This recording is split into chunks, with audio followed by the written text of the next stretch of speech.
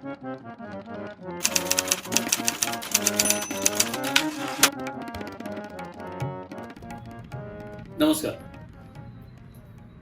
काल आपण माझ्या निवेदनातून ऐकलं की चित्ताकर्षक संगीत मंडळी ही कंपनी ही चंद्रकांत गोखलेंचे वडील रघुनाथराव यांचं अकाली 25व्या वर्षी निधन झाल्यानंतर डबघाईला आली, घरावरती कुऱ्हाड कोसळावी त्याप्रमाणे परिस्थिती अतिशय बिकट झाली. म्हणजे अक्षरशः 2 वेळच्या खायची वानवा होती. अशाही परिस्थितीमध्ये बाबांच्या आईनी कुटुंबाचा सांभाळ केला, कुटुंबाची जबाबदारी घेतली.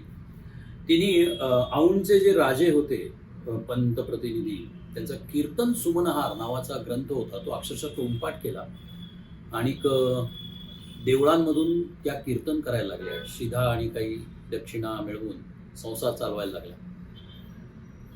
बाबांनी त्यांच्या पुस्तकात एक आठवण अशी लिहिली आहे की म्हणजे मला असं वाटतं की परिस्थितीने त्यांना काय काय बघावं लागलेलं होतं लहानपणापासूनच. एक सधनता पाहिली आणि त्याच्यानंतर ज्यावेळेला परिस्थिती बिकट होत गेली, मिरजेजवळच्याच बुधगाव नावाचं एक गाव आहे, तिथल्या देवळामध्ये ज्या वेळेला दर्शनाला भक्त यायचे आणि जमायला लागले त्यावेळेला बाबांच्या आईने कीर्तन करायचा निर्णय घेतला आणि गाभाऱ्यात जाऊन त्या कीर्तनकाराची जी कपनी असते ती घालत असताना एक अर्धांड असा गावातला तरुण, ज्या पद्धतीचं वर्णन बाबांनी केलं म्हणजे सोडलेला पोळ,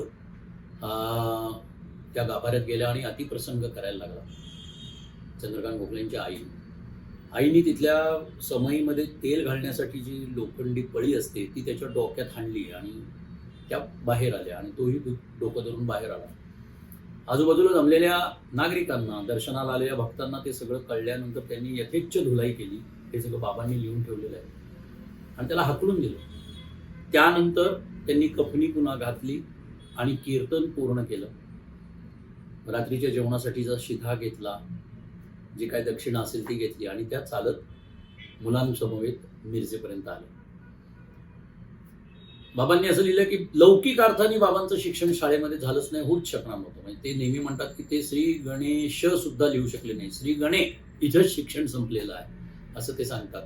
पण तरीही त्यांच्या आईने त्यांना उर्दू, मराठी, हिंदी, जेवढं त्यांना येते त्याप्रमाणे इंग्रजी, अशा पद्धतीने अक्षर ओळख, वाचन हे सगळं त्यांचं चालू ठेवण्याचा मुलांच्या बाबतीतला प्रयत्न त्यांनी केलेला होता. शिवाय या संगीत नाटक कंपनीमध्ये त्या काम करत असताना बाबांनी असं लिहिलंय की सावरकर असतील, खाडिलकर असतील, गडकरी असतील, या सगळ्यांच्या नाटकांचे संवाद अक्षरशः त्यांच्या तोंड पाठ होते लहानपणापासून.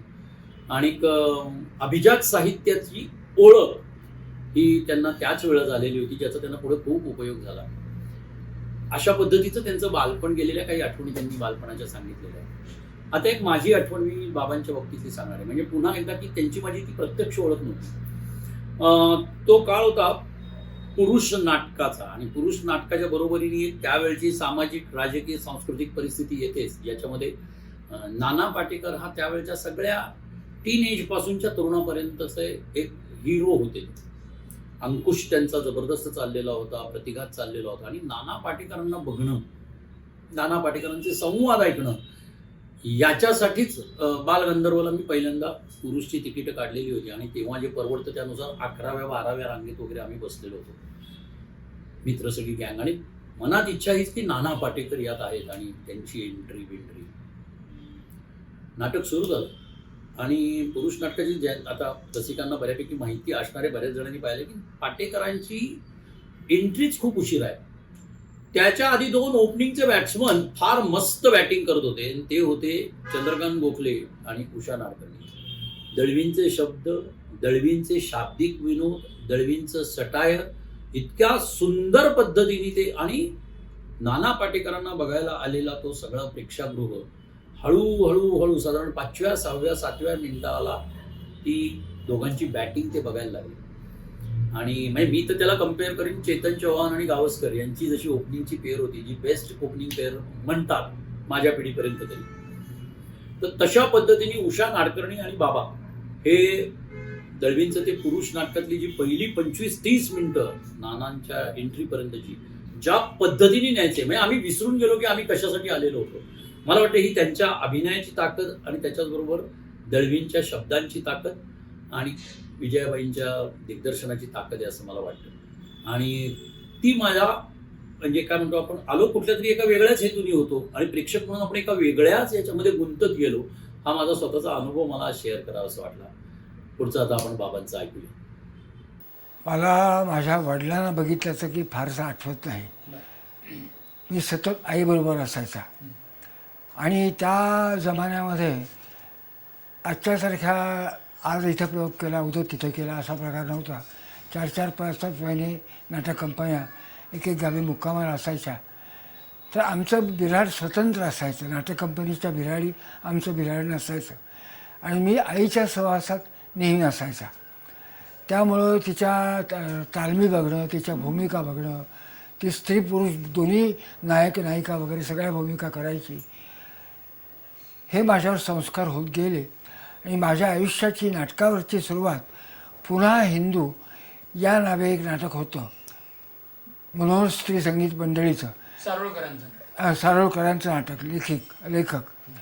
त्या नाटकापासून रंगभूमीवर मी पहिलं पाऊल ठेवलं ते माझ्या वयाचं 9वं वर्ष. आमच्या नाट्यकला प्रसारकचा मुक्काम रत्नागिरीला होता. हां, त्यावेळी तात्याराव सावरकरांचं अस्पृश्यता निवारण या विषयावरचं उशाप हे नाटक त्याच्या तालमी चालू होत्या. हे 17वे साल असावं. त्याच वेळेला पतित पावन मंदिराचं उद्घाटन झालं. त्या पंक्तीला मी जेवलो आहे. ब्राह्मण महार अमके जमके असे सगळे जेवलेले. ते पिठलं भात पिठलं भाकरी मी खाल्लेली आहे आणि ताताराव पंक्तीतून सगळ्यांनी शांतपणे जेवावं वगैरे असा आग्रह करत हिंडलेले मला आठवतं आहे. आणि मध्ये आले ते कधीतरी तालमीच्या हॉलमध्ये यायचे. प्रसारकच्या हॉल म्हणजे त्या झापाचं मुक्काम होता थिएटरचे. त्यांचा येण्याचा हेतू हा असेल की आपण जे लिहिलं आहे त्याचा मतितार्थ ही नटमंडळी ऐकणाऱ्यांपर्यंत पोचवत आहेत का नाही एवढंच असेल. ते कोणी नट वगैरे वगैरे कोणी नव्हते असं मला वाटतं. पण त्यांच्या मोठेपणाबद्दल नंतर बोलता येईल. तर त्यावेळेला मी त्यांना बघितलं आणि मला असं वाटलं की ज्याला आपण ईश्वर ईश्वर असं काही जे ऐकतो, देव देव देव म्हणतो, तो हाच असावा असं मला माझ्या बालवयात वाटलं. तेव्हा मी 6-7 वर्षांचा असेल आणि मला त्यांच्या पाया पडायचा मोह झाला. त्याप्रमाणे त्यांच्या ब्राह्मणाईतल्या घरात मी 6-7 खेपा मारल्या. पण त्यावेळी त्यांचा जो अंगरक्षक होता त्याने मला प्रत्येक वेळी परत पाठवलं हे त्याचं योग्य आहे. कारण एवढा लहान मुलगा तात्यारावांचे 1-2 क्षण घेणार ती त्याला न पटणारी गोष्ट होती आणि ते बरोबर होतं. पण शेवटी केव्हा तरी 8व्या-10व्या वेळेला त्याला माझी कणव आली आणि तो म्हटला जरा थांब मी वर जाऊन येतो. आणि तो वर जाऊन तात्यारावांना विचारून आला की एक मुलगा 5-7 वेळेला येऊन गेला आहे, त्याला वर घेऊन येऊ का, त्याला तुम्हाला भेटायचं आहे. ते म्हणले घेऊन ये, पण त्यांनी जास्त थांबायचं नाही ही त्याला सूचना दे. खाली आला तो मनुष्य, कोण मला तर नाव लक्षात नाही. आणि त्याने मला सांगितलं की वर चलायचं. मी खूण केली की लगेच खाली यायचं. म्हटलं कबूल आहे. मी वर गेलो आणि त्यांच्या पाया पडायला म्हणून पुढं वाकलो. ते म्हणले मला हे आवडत नाही, लहान असो मोठा असो माझ्या पाया कोणी पडलेलं मला आवडत नाही, तुझं काय काम असेल ते पटकन सांग. तर मी म्हटलं आत्ता माझ्या त्या बालभाषेमध्ये मी सांगितलं की आत्ता आपल्या उशापमध्ये गंगा नायकिणीचं काम करणारी जी कमला बाई तिचा मी मुलगा. असं होय असं म्हटल्यावर त्याने माझ्या पाठीवर हात ठेवला. मला म्हणले काय काम आहे, कशाला आलास. तर म्हटलं मला आपल्या लिखिताचं एखादी प्रत मला कॉपी पाहिजे. त्यांनी ते वाचल्याने त्यांनी कुठलं तरी पुस्तक काढलं आणि ते म्हणले बाळ माझ्याजवळ माझ्या लिखाणाची कॉपी नसते, प्रत असते, ही घे आणि आता जा, आता थांबू नको. ही त्यांची माझी भेट. त्यावेळेला एक कृत्रिम आवाज काढून बोलण्याची रीत होती. म्हणजे मी कोणीतरी चंद्रकांत गोखले हे तुमच्या मनी ठसावं म्हणून काहीतरी वेगळं काहीतरी करून दाखवायचं आणि ते किळसवाणं असायचं, वेडेवाकडं असायचं. मला त्याही वेळेला ते आवडायचं नाही.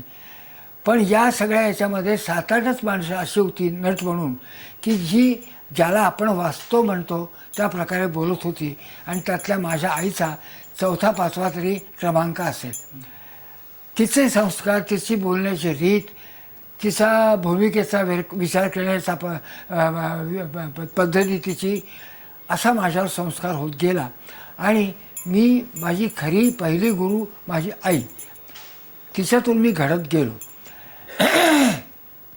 आणि अचानक काम करणं हा प्रकार माझ्या वाट्याला दुसऱ्यांदा आला.